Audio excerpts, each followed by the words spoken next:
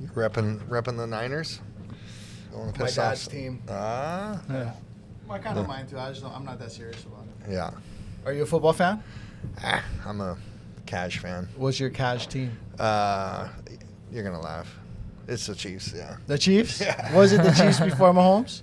No, it was specifically because of Mahomes, but it was the first year. But if you look at Mahomes and you look at my son, they look a lot alike. So that's why. Okay. Yeah. I respect that. Yeah, it was before I even recognized his talent. Okay. Know? Yeah, it was like, hey, that's this valid. kid looks like my kid, man. Yeah. Okay. So, that's respectable. Yeah. And that's actually, that's cool. Yeah. That's admirable and sweet. Yeah. Your son, what's your son's name? Kiahi.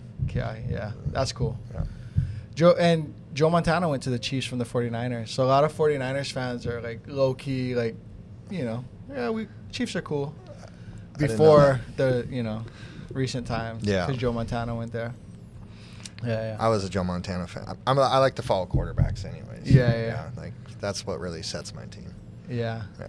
Yeah. When I was young, 49ers were Joe Montana, then Steve Young, Roger Craig, then Garrison Hurst. Like, we got Deion. It was easy to, and my dad was 49ers fan, so it was easy to be a Niners fan.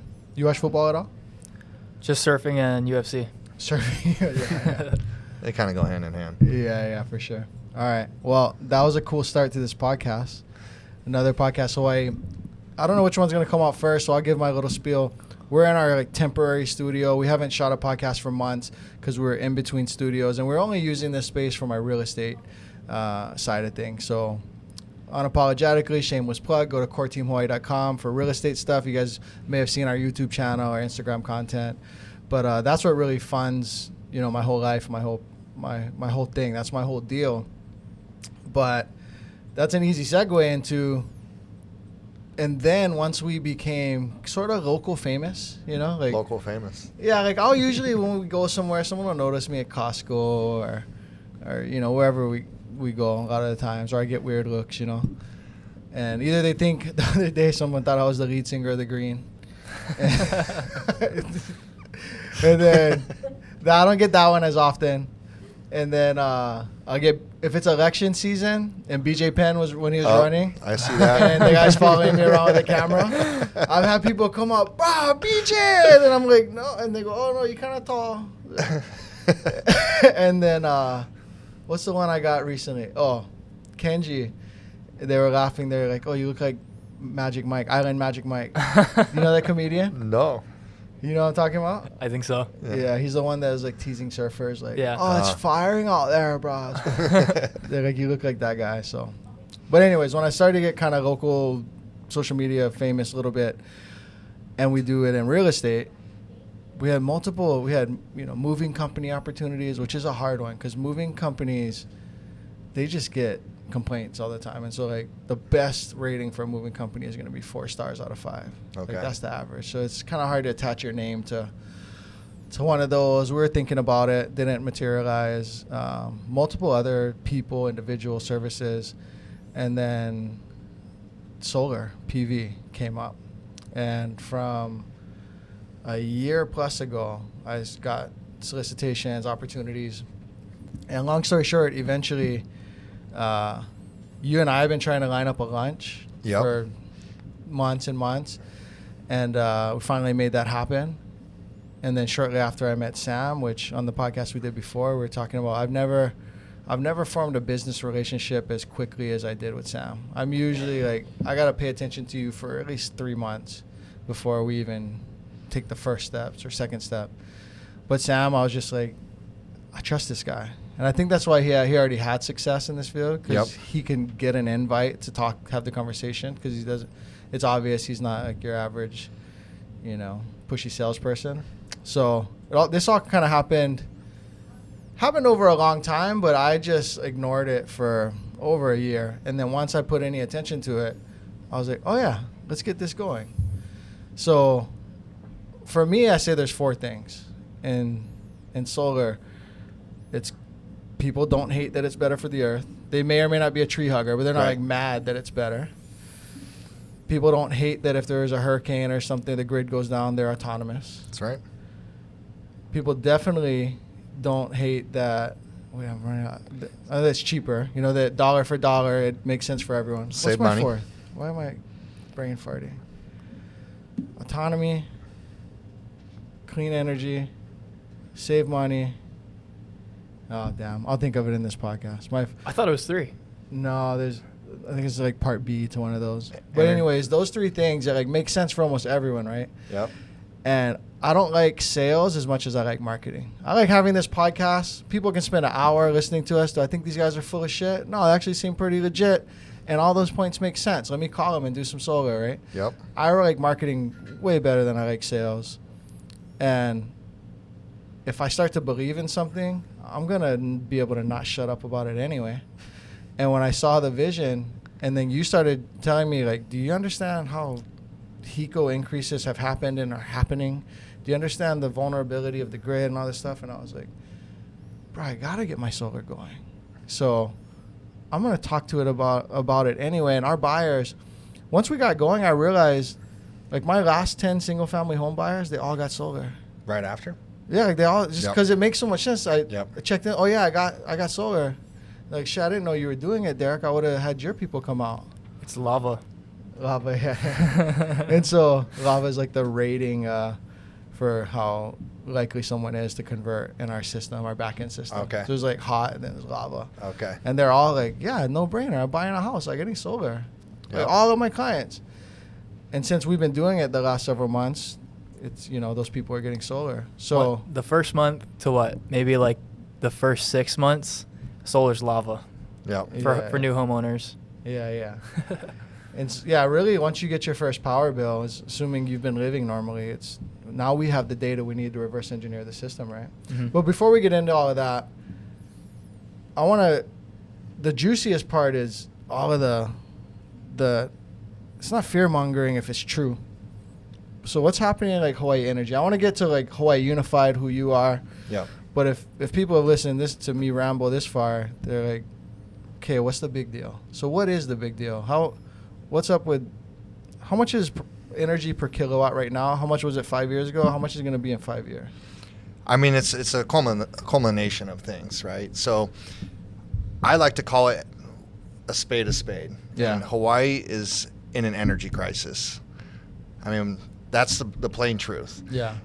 You'll see bits and pieces of what the challenges and the issues are, but when you put it all together, it's a really bad situation we're in. We're super vulnerable. To touch on the price and the costs, we're 3 times the national average in our cost per kilowatt hour. Here on Oahu, it's about 42 cents per kilowatt hour. The national average is 15 cents, 13 cents. Mhm. Wow. Right? When I moved back home 6 years ago, sorry to interrupt, I Yep. think it was like 35 cents per kilowatt or something. Yeah, so since 2021, they have shown a 60% increase since 2021. If you look at if you look at the average over the last 15 years, it comes out to a 14% average per year. Energy increase. Energy increase. Wow. Yeah, and the national average for increase is 6% per year, between 4 and 6.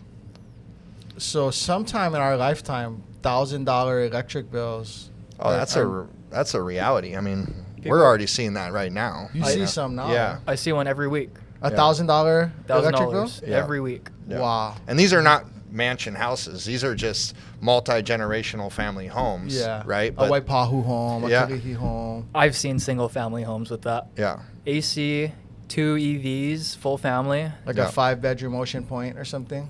A lot on the east side too. When I was working a lot in Kalama Valley, I was getting a lot of $1,000 bills. That's the Eva Beach of Hawaii Kai. Yeah. Yeah. It's hot over there. hmm Yeah. And then you're close enough to the ocean for it to mess your stuff up too. Ryno, what's the second highest state for electricity? I believe it's California now. And Yeah. isn't it less than like 30 cents? It just depends. So they have time of use. So when you average it Right. out, from what I've heard, the data in San Diego, it can be as much as 53 cents a kilowatt hour. And like the evening, yeah. like Yeah. 6 p.m. It's Yeah. oh. Well, ours is what, 57? If we go on time of use, it could be almost Peak 60, rates. almost 60 cents, and that is going to be a variable. So that's a transition plan, that's going to come out eventually. Yeah. Right now, time of use is voluntary.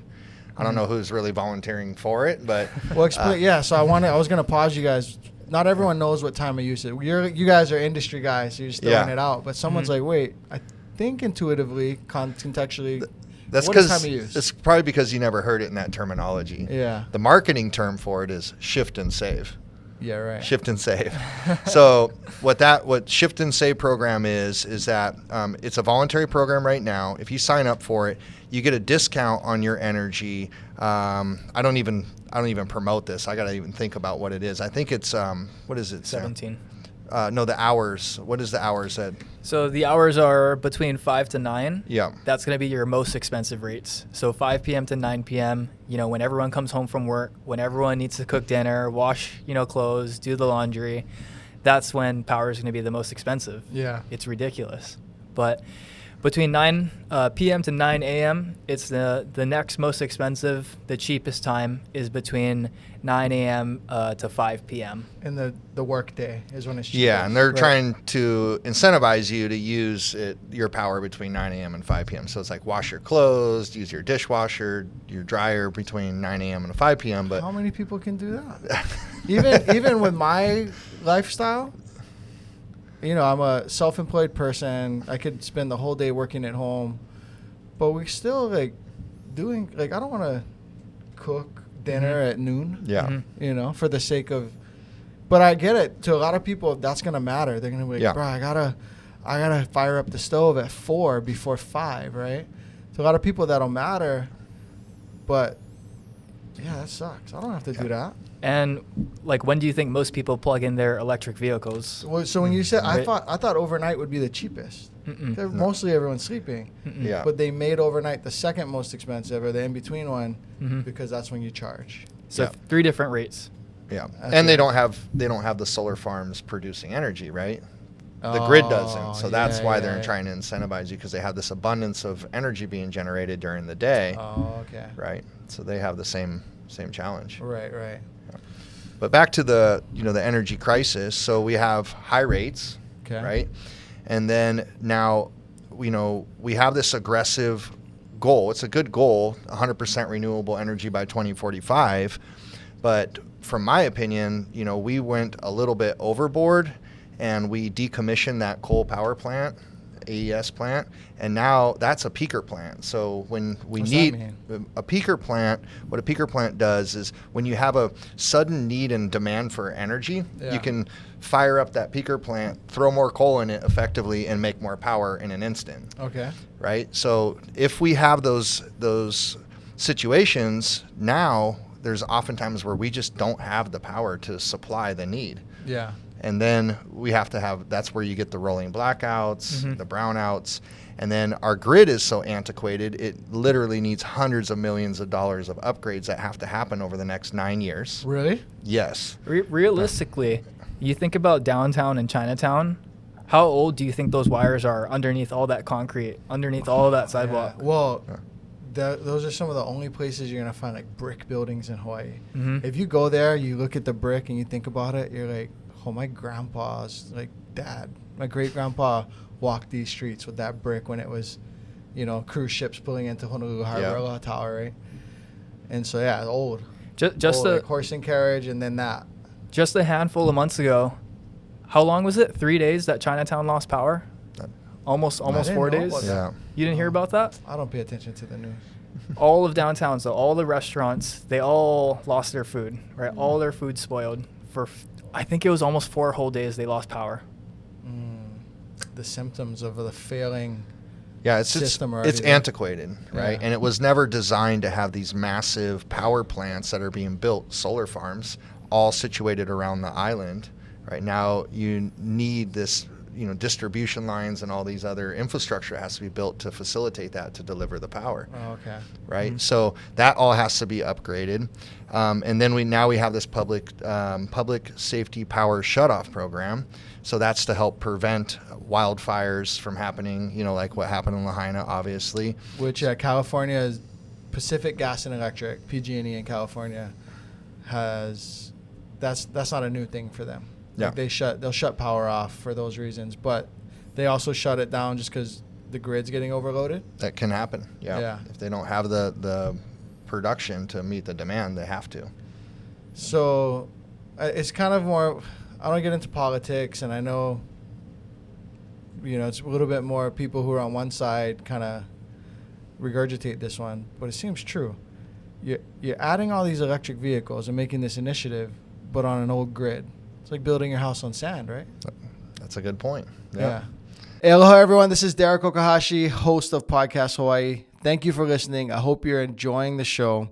I have two things to ask. Whether you're listening to this on a streaming platform or on YouTube, please go comment and follow and do all the things to gas us up and keep us going. And in that comment, let me know who you'd like for me to have a conversation with next. Is there an interesting university professor, someone who owns a business, a controversial person, a politician, whoever you want to see on this show, please let me know in the comment section of whatever platform you're on. Also, I am a real estate agent and a real estate team leader. My small team, Core Team Hawaii, is one of the top real estate teams in all of Hawaii. So if you have anything in real estate, if you have any need at all in real estate, please think of Core Team Hawaii first. Go to coreteamhawaii.com.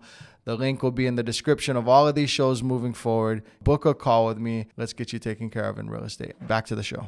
That's a good point. We're in this era where we're trying to do the electrification of everything. Right. So yeah, just the natural evolution of demand on power is happening right now. Right. So households need more power. More people are adding air conditioning, electric vehicles. We were talking about that. You've been in construction forever. You lived in Hawaii your whole life. And so in the 90s, even 2000s, built Hawaii homes would sometimes come with no AC. Even in Eva, like Westlock, when they built Westlock, no AC. And then people would add splits. But now, you're not going to see a new home built with no AC. Creature comfort, yeah. So I guess it was just built harder in the 90s. Like I don't know. I mean, no, does it seem hotter to you now? I don't know. I don't know. Yeah. I mean, don't get me wrong. I want and require AC. Yeah. What I'm just saying is, to your point, more people are using luxuries and niceties and things that take power now.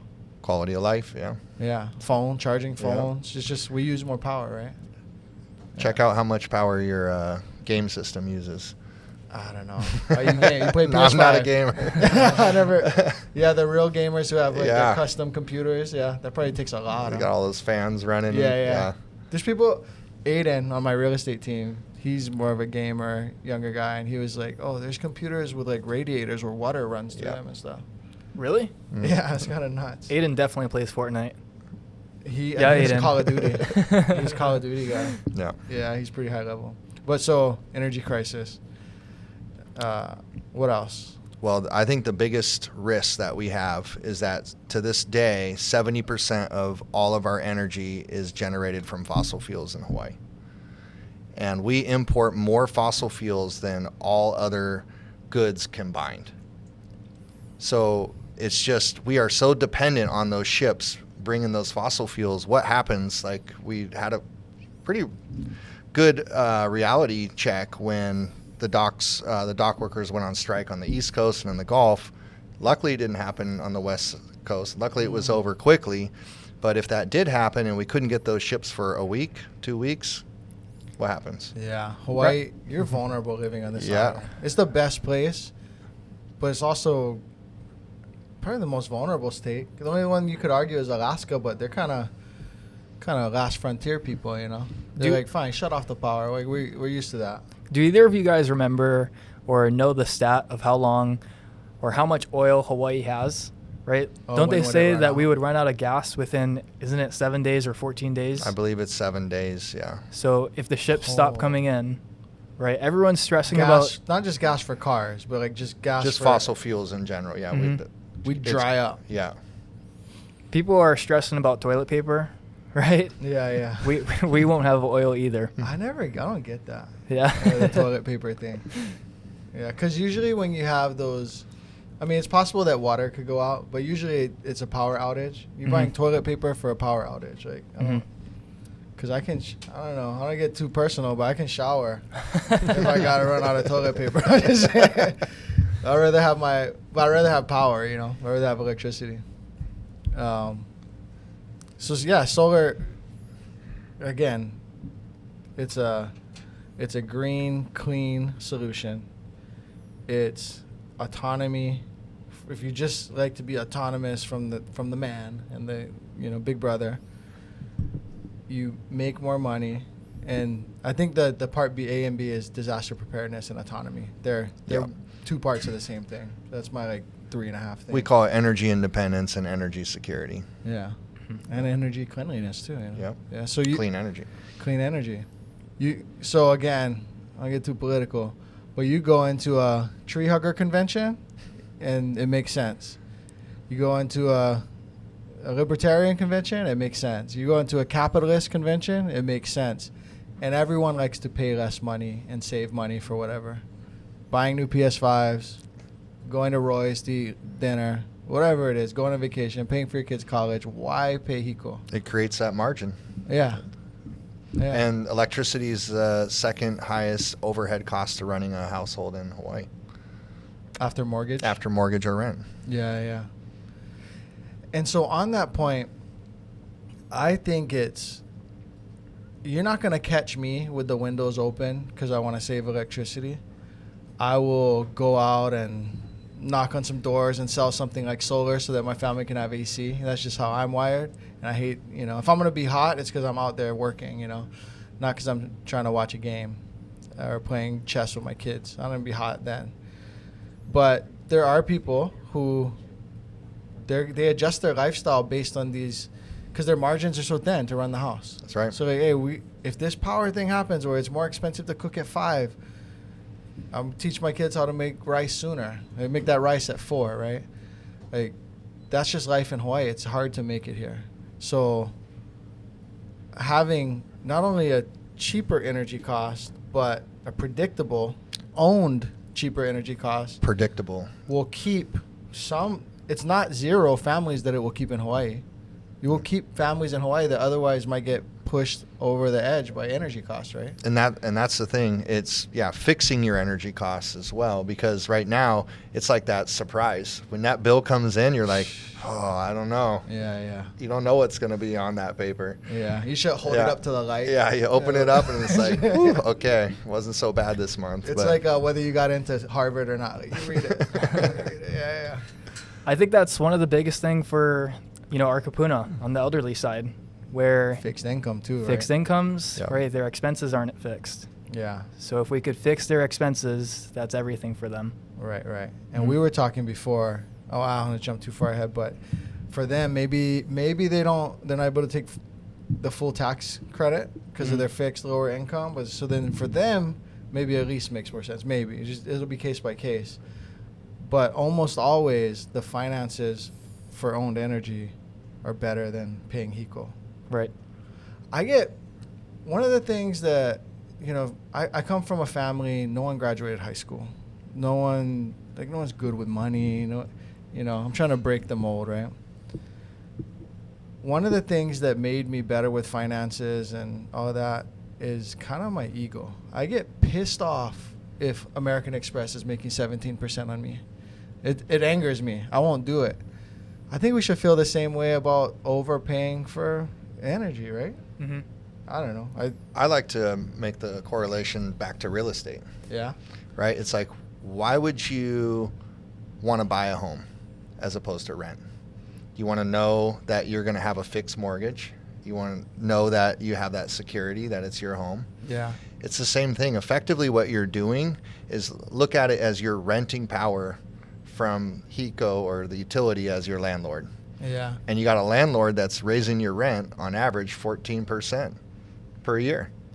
How long are you going to stay in that house? Versus a fixed mortgage. Oh, we could do that math. Yeah. If your rent raises by 4% or 5-6%, and then your energy raises by that, over 10 years, the person who's on the edge in Hawaii, how much more do they priced have to out? earn? They're not going to earn that much more. Right. Yeah. Even like a government job where you're getting a 2 or 3% increase, you're eventually going to get priced out. Yeah. Yeah. So it's the same theory, same mentality.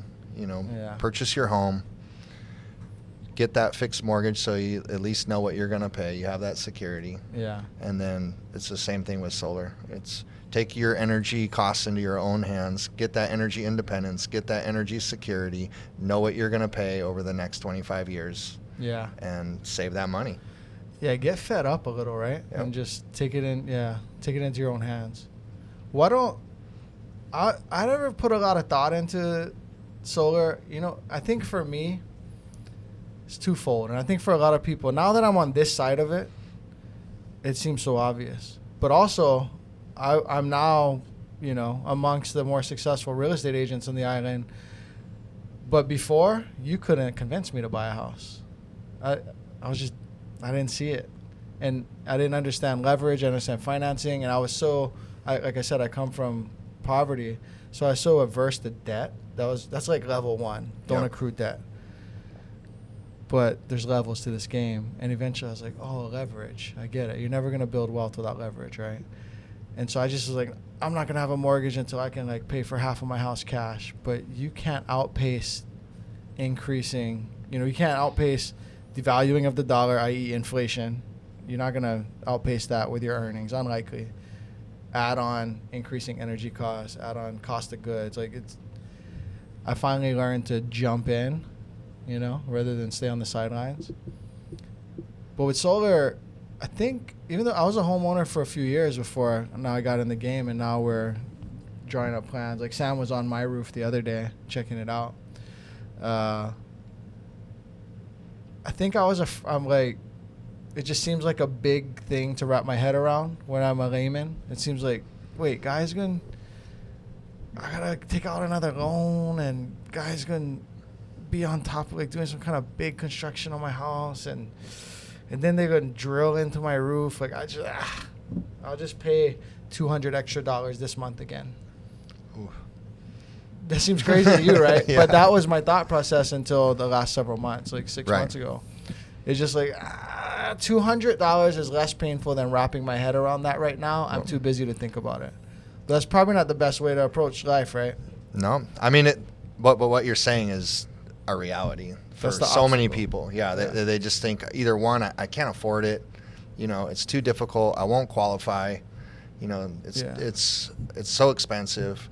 And to me, from my perspective, it is the second most important investment that a homeowner is going to make next to buying the home, because it is a 25-year product, just like the home is, you know, a 30-year mortgage generally. Right. So it should be something that they need to take seriously, and they need to get educated, and then, you know, you can make bad solar decisions.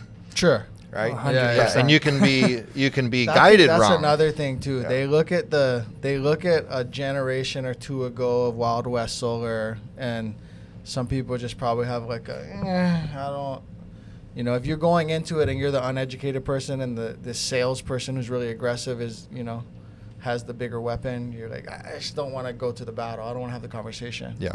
And that's why it was so easy for me to work with Sam, because he's a good guy. He's like obviously a good guy. He gets invited to have the conversation even without me. So you add me and my media platforms, and we just have more conversations. But that's another factor. I think the industry itself is intimidating. It like is. going to buy a car. Some people might want a new car, might afford a new car, but they're like, I don't like going to the dealership and deal with it. They don't want to deal with it. Right. Yeah. Intimidating. I think there's a bit of that effect too. I never really thought about it, but that could have been something holding me back as well. Yeah. Yeah. Dealing with that sales guy Yeah. from whatever company. Yeah. I mean, there's so many guys that are probably stretching the truth too much, right? By saying, we'll give you enough power that you need, but it may not be enough power. Yeah.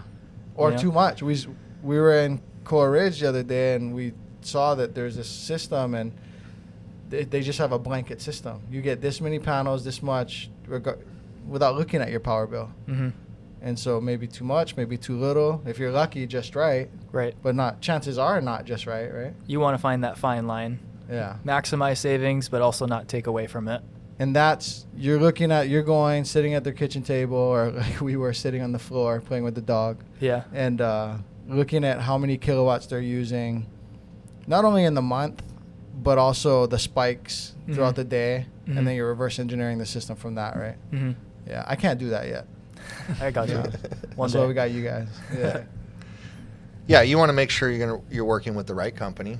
that you got the right consultant expert, that knows how to properly size the system. That is, in my opinion, the most important thing. It's a craft. Yeah, that the system is properly sized, and not just maybe sized for today, but what is your future intentions over the next 5 years on your energy usage? Like, let's take that into account. Yeah. We're adding electric cars. Yep. Yeah. And I tell people, like, do you plan to get an EV in the next couple of years? Most of the time they say no.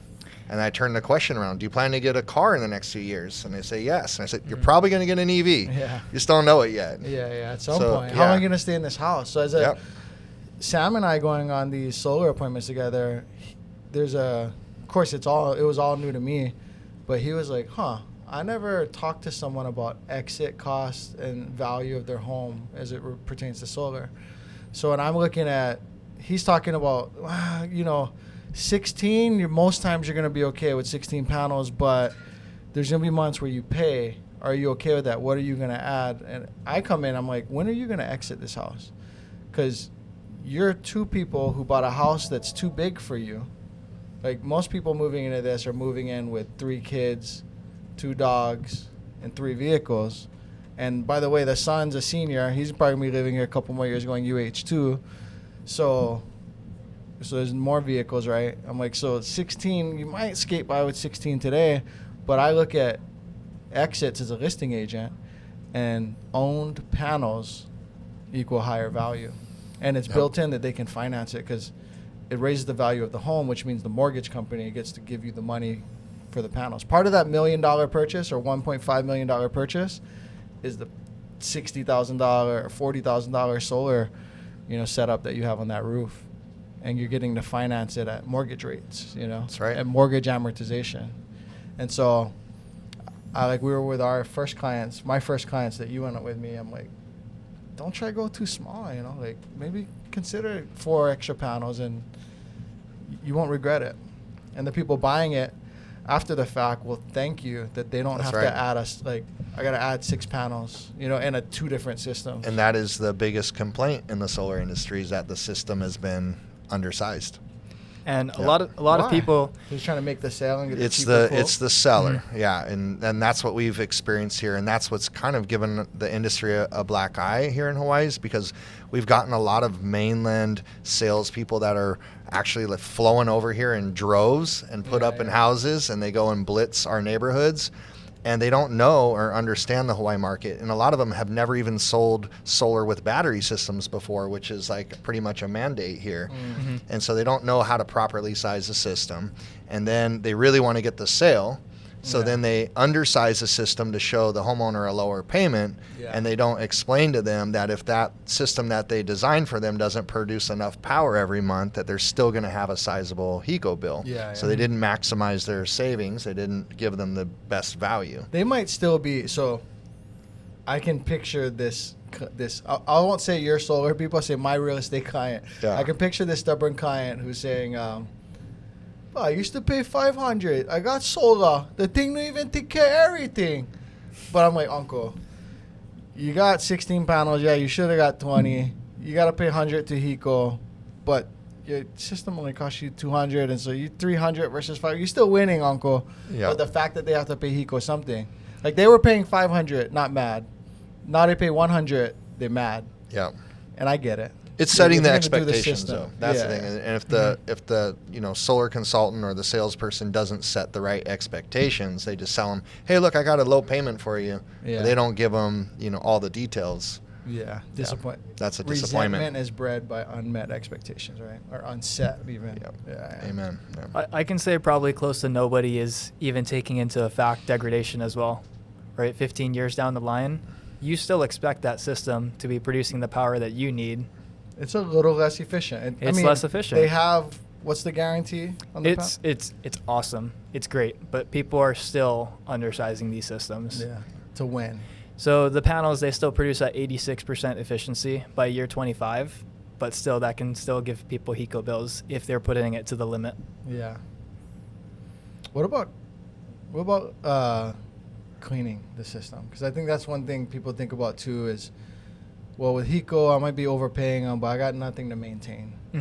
But when they're going to put something on their roof, they're like, I'm gonna have to clean the bird doodoo, and I'm gonna have to. Ryno, Like, you guys do that? No, How's that work? I got a guy. Yeah. Yeah. Do you guys do that? No, so that's kind of a specialty service. Mhm. You know, we're focused on helping homeowners transition to clean energy and get solar on their roof, get them the right Well, I system. wouldn't want to pay you. Like you just looked at my office over there. Yeah. And I said, I got contractors, Ryno, but do you have guys that could do that? He's like, no, and if I did, it'd be too expensive for you. I don't want to pay you to pressure wash my stuff. That's right. You know what I mean? Yeah. I don't want to pay you to go It's a different skill scrub set. the thing, you know? Yeah. Yeah. It's like the difference between the guy that's doing the maintenance on your car and the guy that's washing your car. Yeah. You know what I mean? The guy rebuilding the engine, Yeah. you know, you don't want to pay him his hourly rate to put air in your tires. Yeah. Right? Yeah. So yeah, we don't really do that. We have partners that do that, Sure. and we do recommend it. It also matters where you live. If you're in wetter areas, you know, sometimes you'll get mold buildup and, you know, some cake, mud and you know, silt on it. So you might want to do it every 2 years. Otherwise, it could be like every 3 or 4 years. Yeah. I cleaned our system just a couple of months ago. It was originally installed 2012. I cleaned it maybe a couple months ago, and it probably didn't even need it. Yeah. So I think, it's only in wetter areas. I'm going to throw out another complaint. As a real estate salesperson, I've had to transfer, more so with leases. Yep. But trying to sell a house with one of these mainline companies that, I'm not going to name names, but they might be in a certain store and they got 99% of their resources allocated to sales, and you could be literally on hold for 3 hours in a day, and then East Coast time turns to 5 p.m. and you're like, sorry, our office is closed. It's been hell trying to sell a house with leases from those companies. Company. Actually, it's one. It is one. Yeah. And so, I know. And so that bothers me. And the thing that we have grown to like is that we're working with a local company. Now, one of my really analytical clients, he's like, but I never heard of Hawaii Unified. Are they like a big solar company? And I'm like, let us tell you about things, right? And before we get into that, I'll say two things. One, I want you to reach out to me, Derek Okahashi. You can go to my real estate website, coreteamhawaii.com. We'll put contact information in this video if you're watching on YouTube or something like that. If you're on IG, DM me here. Ryno owns the company. You're not calling, Steve Jobs to buy an iPhone, right? So you're gonna hit us up. The shameless plug. We make these videos and we hope to build trust and show you exactly who we are, shirt off, and be able to talk to you directly. Because we're not the only people that, that book Hawaii Unified to come and put the panels on your roof. So straight up shameless plug. And then the other thing is it's waned off. I don't send you these messages anymore. But in the beginning, I was like, Sam, we better be the best. I'll stop doing this solar thing. Mm-hmm. Like, you probably have 10 texts from me saying something to that. Mm-hmm. Like, wait. What about the warranty? Or what about teach me about panels. What is in-phase and Tesla? Like, if we're not doing the best thing, I'm done. I'm out. I don't need to do this. Uh-huh. I make enough money, not to be pretentious, but I make enough money and my reputation. I'm not just going to just throw some solar crap on my name. Mm-hmm. How many texts do you think I've sent you like that? Derek, do you want the cheapest house? Do you want the cheapest house in the neighborhood? If it's the best house. Yeah. We got solid pricing right now. Yeah. But it's also with the best equipment. Right. Well, whether it be equipment, brand, warranty, mm-hmm. I've checked you, mm-hmm. Because I don't understand it at the level you do, but I can challenge you with the best of them. So I've sent you 10, 15, 20 texts like that? You sent me a handful of texts at 11 p.m. and I'm cracking my eyes open. I'm like, Derek, relax. Those panels suck. Yeah. I'm like, someone sent me these. You can order these at Walmart. Is it, Derek, what? Ask them how long is their workmanship warranty. Yeah. So we've gotten into that. And so, because the reason being Super is important. If I have a conversation with a client, a friend, we had this one person in Coral Ridge, shout outs to my friend Bronco, their dog. And they actually used a different real estate agent. but it's because it was their family. Like, we got to use our family, but we're a big fan of your channel, and I heard you're doing solar now. I'm like, well, I'm not the solar guy, Sam is, but we'll both come out and talk to you.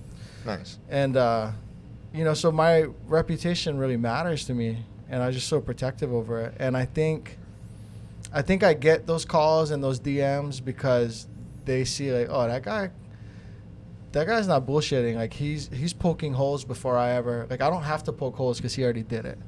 And I'm just saying, I've sent you a handful of those messages, right? Mm-hmm. And so that's my segue into, let's talk about Hawaii Unified. Let's talk about stock prices that are at 17 cents that were at $30 or whatever. You know, what is that? They did something worse. Do you know what a stock split is? Yeah. Right? They did a reverse stock split, which is a huge red flag. So you had investing. 2 shares, now you have 1 instead of having 1 and having 2? Yes, correct. Yeah. Yeah. So signs of a company failing. Mm-hmm. And when we've had a conversation that is like, oh, these people beat you by 1,000, or they're the same price as you. Mm-hmm. Explain to me the difference. And then I like how Sam sells. He's not as, you know, most salespeople or consults, right? Most salespeople are like aggressive and dominant, and Sam just goes like, "You ever look at stocks?" And he goes, this is the financial standing of the company you're thinking about working with." And so, and then the people they get like, "Oh shit, I don't want to do that." Yeah. We can segue into that, but I think it'd probably be beneficial if we have Ryno talk about Hawaii Unified and just some of the other projects that we've done in the past for even commercial buildings. Because the first time I heard about it, I was like, "We did that one?" Yeah. You guys are super big. You guys are like super big guy in town in construction and solar without it being as obvious. Like, I don't see your yellow trucks everywhere, or I have started to see Hawaii Unified trucks though now. It's wrapped pretty cool. You're gonna see a lot more. It's wrapped cool. Yeah, we just got a whole new fleet, so. Oh, nice.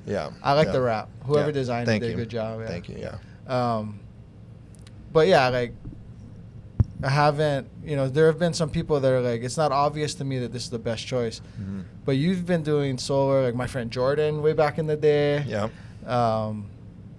20, 30 years? Like, tell us about Hawaii Unified. So, Hawaii Unified, first and foremost, we're a construction company. We've been around, we've been in business for 18 years. We're located out on the west side in Makaha. Next to the Shave Ice, huh? Like Mountain Shave Ice, West side. West side. You guys teach construction. I'm sure you get into that. Yeah. We have a construction training nonprofit out there called the Makaha Learning Center that we support, and my wife runs that.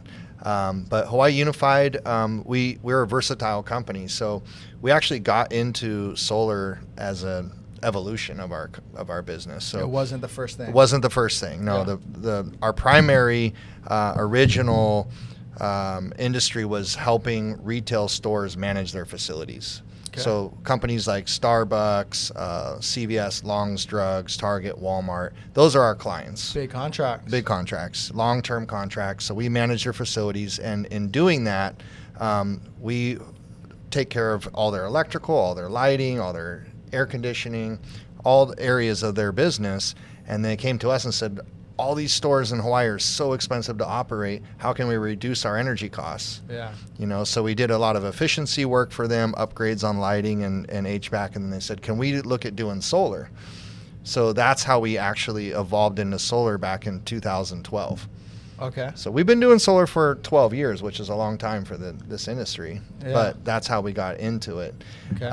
And then it just it evolved from there. We really focused on commercial and industrial because for a number of years, the whole market and industry for Hawaii residential solar had dropped out.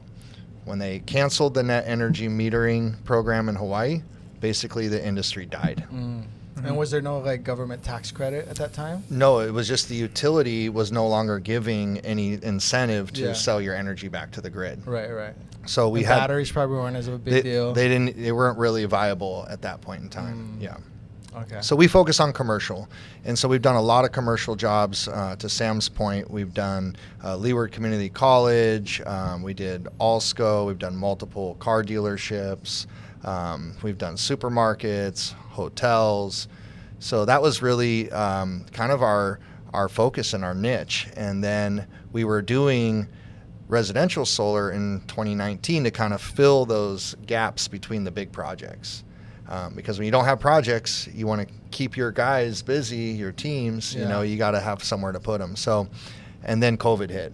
Yeah. And then when COVID hit, all of our commercial jobs got put on hold. Okay. And we segued and pivoted to focus on residential solar. Okay. And so in the last 4 years, we've grown considerably, and we've become one of the top companies in residential solar too. But what's great about us is we have this immense amount of expertise and experience on commercial solar. So I kind of like give the correlation, like if you can build a hotel, guaranteed you can build a house. Mm-hmm. Yeah. So we're building these large commercial projects. Like for us, building house residential systems is a lot simpler. Yeah. And we're good at it, and we still come with a really high quality of installation, and that matters, and that's something that people don't realize and they don't talk about.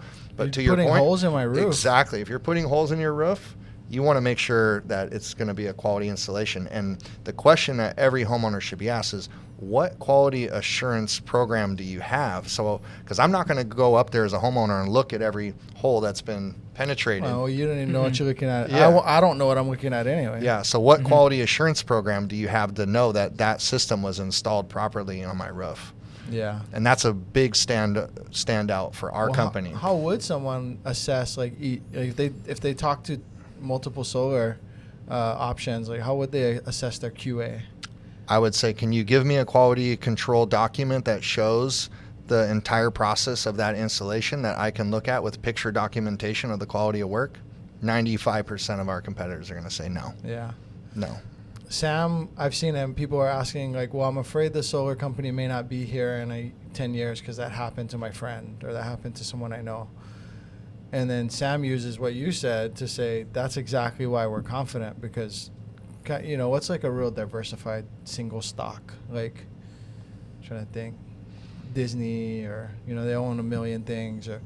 And so if Hawaii Unified, if there was an ebb and a flow in the solar industry, you got tons of revenue coming in from multiple things. And solar, I know solar is not rocket science for the installers, because I've seen guys just stand up the company super quick. Yeah. I know it ain't SpaceX. No. And so it's a simpler construction. It's simpler construction, Yeah. right? And so what I'm saying is, like, that's light work for you, being all the other things that Hawaii Unified does. So the chances of you being here in 20 years, I think, is a lot higher than ABC Solar. Multiple revenue streams. Yeah. I mean, we have multiple revenue streams. We have long-term contracts with Fortune 50 companies. Yeah. Fortune you know, 50, not even 500. Huh? Yep, and that gives us a lot of financial stability. And so when, you know, one side of the business might dip, you know, have a slow period, we have other revenue streams and business segments that help lift that up. Yeah. What's the other thing about the warranty you're always telling people? I think one of the biggest reasons why, you know, I even love Hawaii Unified is we do a 30-year penetration warranty, where most companies, let's say 12 years down the line, there's a leak in the roof, right? They got to pay that company to pull all those panels off the roof. They got to re-roof and then reinstall the system, versus we're doing a 30-year penetration warranty. Yeah. We stand behind it. Yeah. Yeah. Wow. Your roof not even supposed to last that. Well, not all roofs. Yeah. Most companies are doing either a 5. Barely anyone's doing a 10-year penetration warranty. Yeah. But most companies are doing 5 years. Wow. That matters too, because That super matters. Yeah. Pulling on my wire. Say you're buying like new construction. You might, like, you have this brand new roof. You feel vulnerable. I don't want to touch it, but also I'm going to go from 500 to 300 on my energy cost. So I really want it, but I don't want to touch it. It's like the warranty matters, yeah? Mm-hmm. Warranty matters a ton. Mm-hmm. Yeah. What else about Hawaii Unified? I mean, we're a local company. You know, we have a nonprofit that is focused on developing our youth in the trades. Yeah. And then we have a certification program that they go through to get what we call NABCEP certified, ready for the test, which is basically a high-level quality installer certification. Yeah. And then, we're here, like we're local, but we also have backing in our finance products, in our fulfillment platform to provide that additional warranty, backing, and quality products. I think in Hawaii, I was born on the mainland, moved to Hawaii mid-childhood, joined the Coast Guard, moved back home, and I just, I have experience in multiple cultures. In Hawaii, more than most of what you call the Sun Belt, right? Where solar is an obvious choice in America. I think in Hawaii, doing business with Hawaii companies matters more than probably any of those other states. Just whether it's better business financially and or just people want to do business with Hawaii. You want to buy from a local restaurant. You want to do business in Hawaii. And you what? Raised Maui? I grew up in Maui. You grew up in Maui. Yeah. How long you been living West Side? 18 years. 18 years on the West I moved from Maui to Makaha, and The deep West. yeah, I didn't even know. Yeah. I didn't know anything about moving to Makaha. All my friends were like, "You live in Makaha?" And I met guys that were in their late 20s, early 30s that said they never even been out to Makaha. Yeah. And they're local boys, like, "Oh wow, I wouldn't go out there." I'm like, "Why? What do you mean?" Yeah. But that was the affordable place I could find coming from Maui that was close to the beach, and Yeah. West Side, nicest beaches on the island. I mean, it's hard to say nice. East Side is nice, but West Side is, I would say, underappreciated, underrated. Shh. Yeah. That's it. Cut that part out. Yeah. Undervisited. Undervisited. Yeah. Yeah. It's funny. We get people now from Kailua coming to Makaha. Yeah, it's all changed. I mean, since social media. Social media, Yeah, the internet. No one's scared to come to Makaha anymore. Yeah. Yeah. Do you ever see tour buses out there? Only to go to the harbor for like the dolphin cruises. Okay. Yeah. But you won't see one at like Yokes, right? No. I don't think that bus would drive away there without flat tires. How many? Most of the people that work for you all local? Yeah. 100%. Yeah. Yeah. We have a lot of our people are from the West Side. Yeah. Yeah. That's cool. Yeah. We really try and focus on sewing back into the community. Yeah. And you have teams that are putting panels on roofs and the outer islands too, right? That's right. You were telling me the time we had lunch, you guys had just come back from like a 20 building, consultation or something, yeah? Yeah. Tiare's friend. Yeah.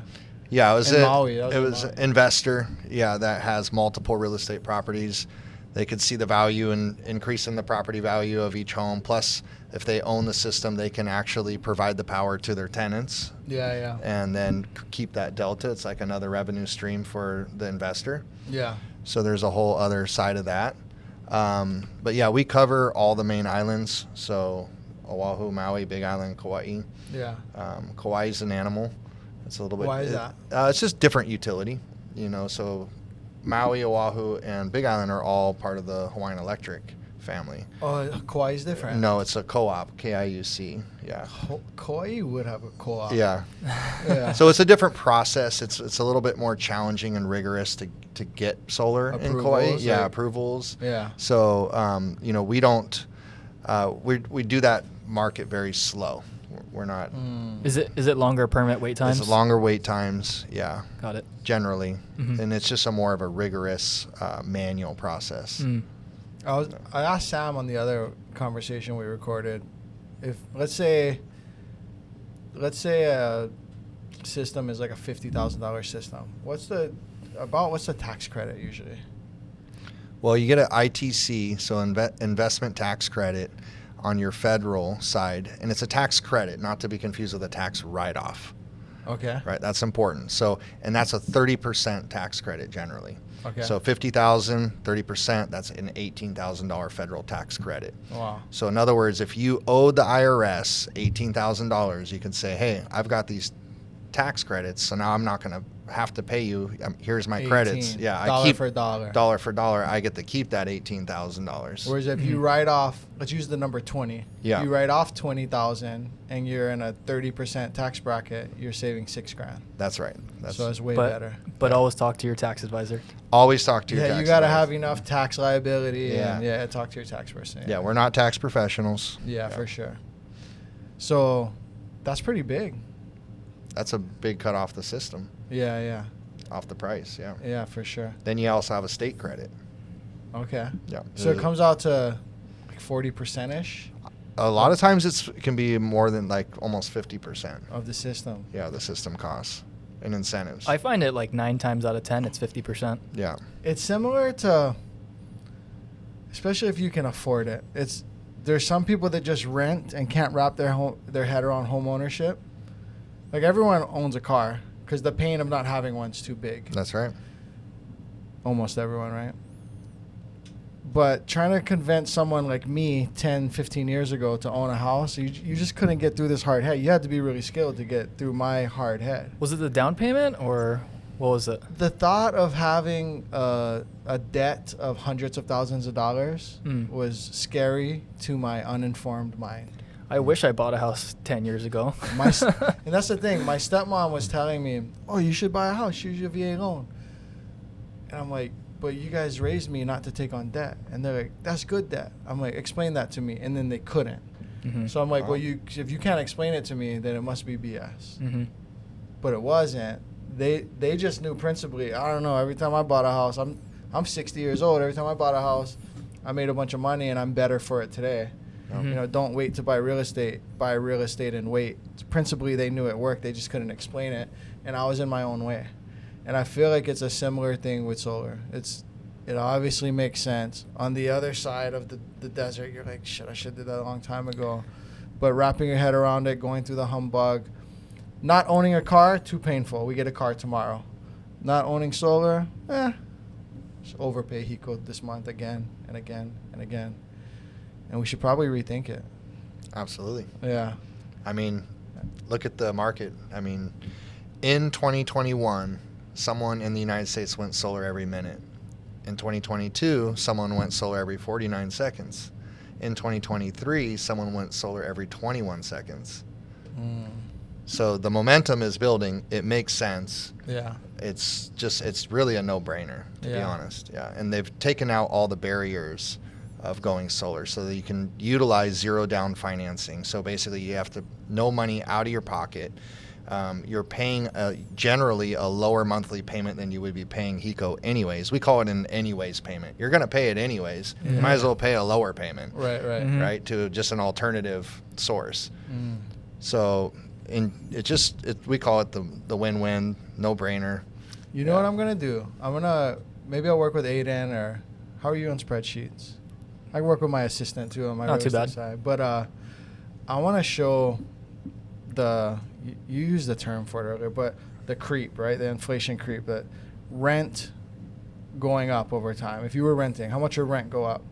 How much would, just lifestyle expenses go up? And how much specifically highlighted the energy portion? How much would that go up? And I want to show like a cliff. I want to show the path towards a cliff of unaffordability. And I want to put it in a spreadsheet and make it available for people. That's awesome. Because if you start to think of it in those terms, especially if you can have it, in the comfort and safety of your own home and not be, pressured, and you're like reviewing like, frick, these costs are outrunning me, bro. Maybe I should invite that BJ Penn looking Derek guy over and his friend Sam, and we should talk about this because I'm heading towards a cliff. It's kind of like getting heart disease, right? You don't feel it until it hits. Yeah. The cheeseburger's okay every day until it hits, right? The energy cost is okay, and then they raise it, and next thing you know, you're on a trip to Vegas one way. Yeah. And we don't want that unless that's what someone wants. If they want that, and you want to move Vegas and have that life, then, fine, but we don't want it to because you had to. If you're striving to stay here, you got to take measures now. Yeah. And if you if you went Punahou and you're never gonna have to worry about going Vegas and your whole family's rich, I just don't want you to overpay to HECO, because why? Yeah. What else should we go over?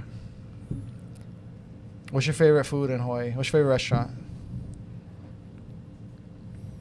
Get back to me on that. Go here first. I gotta plug the local community. Gotta go west side. In Makaha, yeah. There's a little awesome Puerto Rican restaurant called Conquitos. Where? It's right on Farrington by my office, about 3 minutes from my office, yeah, in Makaha. What? Yeah, it's awesome. Patele stew, flank steak, Ganduli rice. ganduli rice. Or as Puerto Ricans would say, arroz con gandules. Yep. They have that, huh? Yeah, it's awesome. Okay. Check Plug that out. for the west side. Okay, How I about you? got mine. I probably go there too much, but I love Jen. Oh, Jen. My friend said you're supposed to say Gien. Is it? I don't know. I could- Everyone's saying Jen, though. I could be totally saying it wrong. Yeah, everyone's saying Jen. What about Forget you? him. Easy answer before they shut down, Riki Riki. Oh, that's just when I first came from Florida and I got off the plane. We went there and I ordered a cheeseburger, and the same auntie from when I was 9 years old was working there before until COVID, and she used to know me. She'd be like, "What, boy? 2 cheeseburger?" And I'd be like, "Yeah, auntie, thank you." Not able. No, it's Riki Riki, but they shut down. So,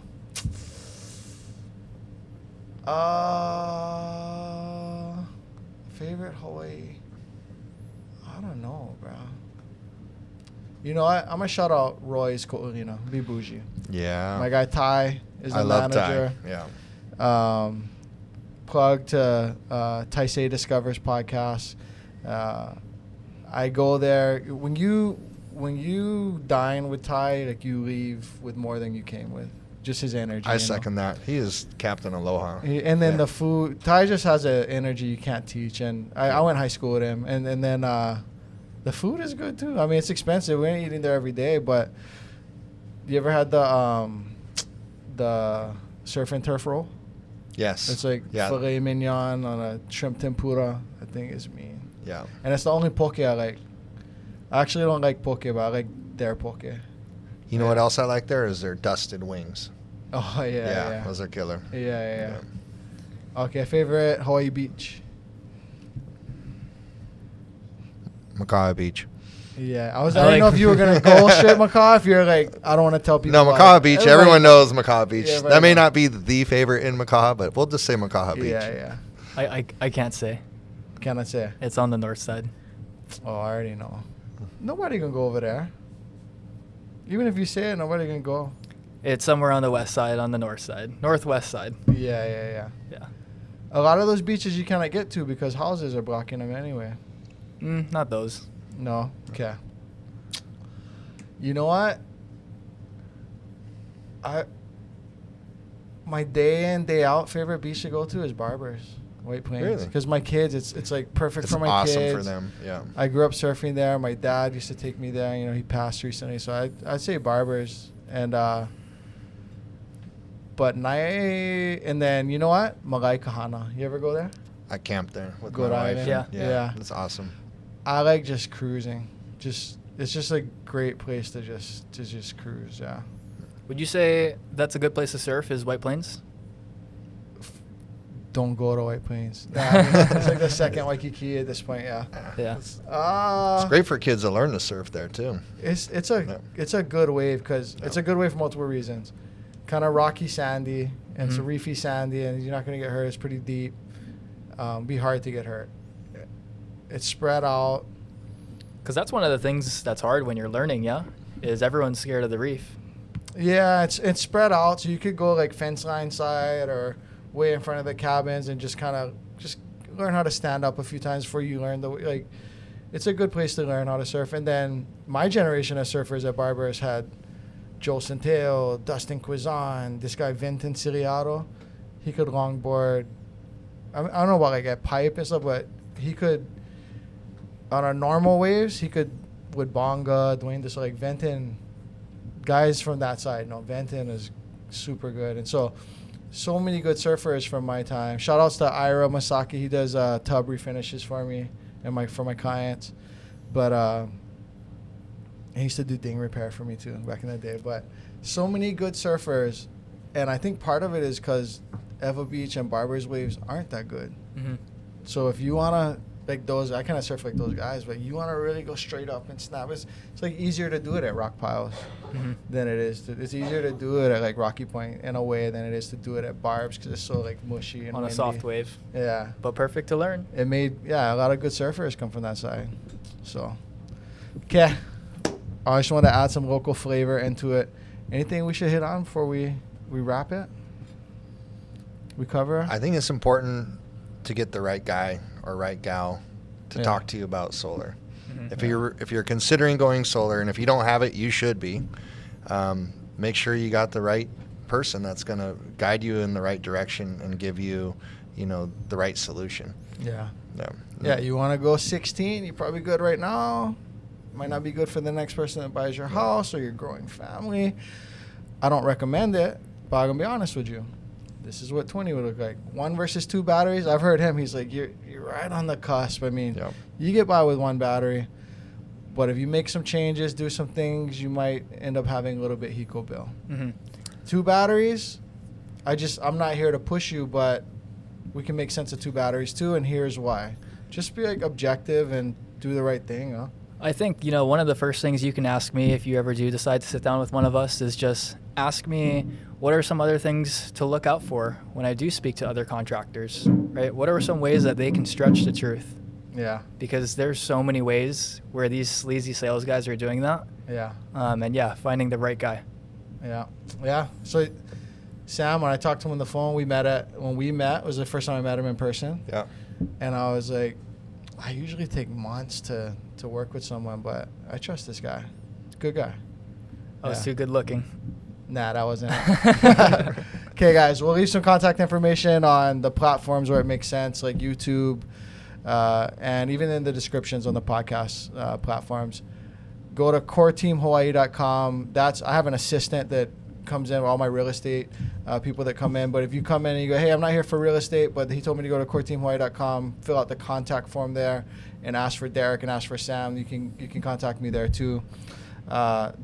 This content will be evergreen. Eventually, I have a couple of URLs for our PV and solar side that I'm just not decided on. But maybe at some point those URLs will be in this description too. So hit us up.